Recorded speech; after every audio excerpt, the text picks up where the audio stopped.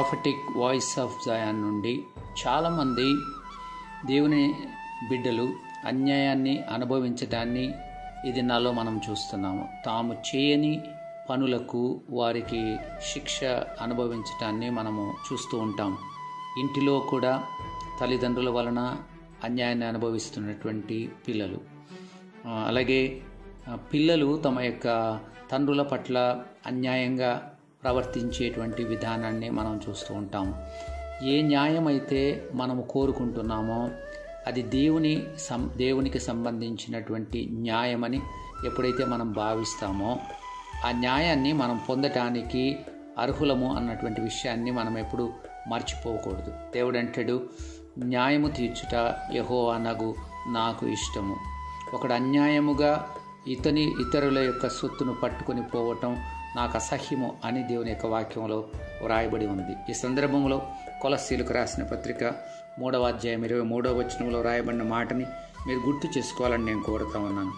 అన్యాయం చేసిన వానికి తాను చేసిన అన్యాయము కొలది మరల లభిస్తుంది, పక్షపాతము ఉండదు. మనకు ఎవరైతే అన్యాయం చేసిన వాళ్ళుగా ఉన్నారో వారు చేసిన అన్యాయము కొలది మరలా తిరిగి వారికి అది లభిస్తుంది అని దేవుని వాక్యం చెబుతుంది. ఇది పాత నిబంధనలో చెప్పబడిన వాక్యం కాదు, కానీ నూతన నిబంధనలో పౌలు గారి ద్వారా దేవుడు చెబుతున్నటువంటి మాట. కాబట్టి మనము దేవుని యొక్క న్యాయం కొరకు కనిపెడదాం. ఎవరైతే న్యాయమును కోరుకుంటున్నారో దేవుణ్ణి అడగండి, ప్రభువా నా జీవితంలో నేను పొందవలసిన న్యాయాన్ని మీరు నాకు ఇవ్వండి అని దేవుణ్ణి మనం అడుగుతాం. యెషయా 53వ అధ్యాయంలో వ్రాయబడినట్టుగా ఆయన న్యాయముగా తీర్పు తీర్చు దేవునికి తాను అప్పగించుకున్నాడు అని యేసు ప్రభువారిని గురించి వ్రాయబడి ఉంది. మనం కూడా మన యొక్క కాసుని దేవుని ఎదుట ఉంచుదాం, న్యాయం కొరకు దేవుని అడుగుదాం. తప్పకుండా న్యాయం తీర్చే దేవుడు లోకములో ఉన్నాడని ప్రజలు గ్రహించులాగున దేవుడు తన కార్యాన్ని చేస్తాడని కీర్తన 58వ అధ్యాయంలో వ్రాయబడి ఉంది. కాబట్టి ధైర్యం వహించండి. దేవుడు మీ పక్షంగా ఉన్నాడు.